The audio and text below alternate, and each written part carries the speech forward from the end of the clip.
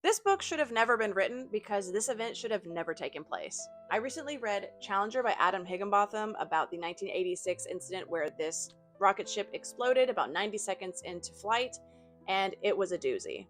This book is meticulously researched, as all Adam Higginbotham books are. He leaves no stone unturned when it comes to research.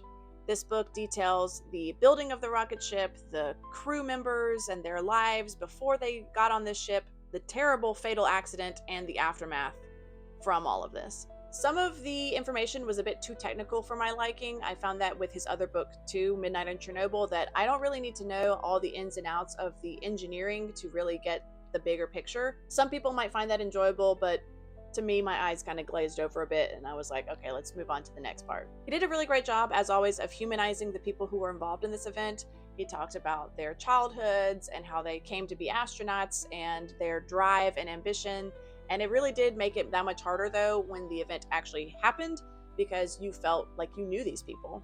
Even though we know at the end of this book that Challenger explodes, the author did a really great job of building the tension and the dread of seeing the things going wrong and the absolute willful ignorance of NASA that will just make your head spin. They had so many warnings, so many red flags, and they ignored them all just because there was a deadline and they needed to make a good name for NASA, and it just is a total bureaucratic nightmare.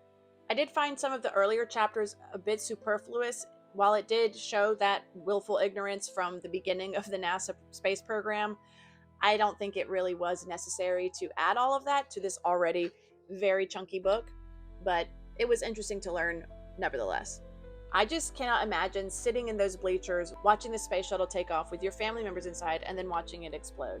The absolute devastation that these families experienced was horrific, and the fact that NASA didn't really do much at first and that they had to really advocate for themselves was really infuriating.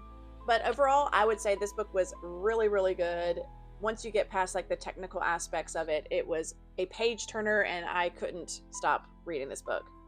So if you're looking for the definitive account of what happened with Challenger, definitely check this one out. And happy reading as always.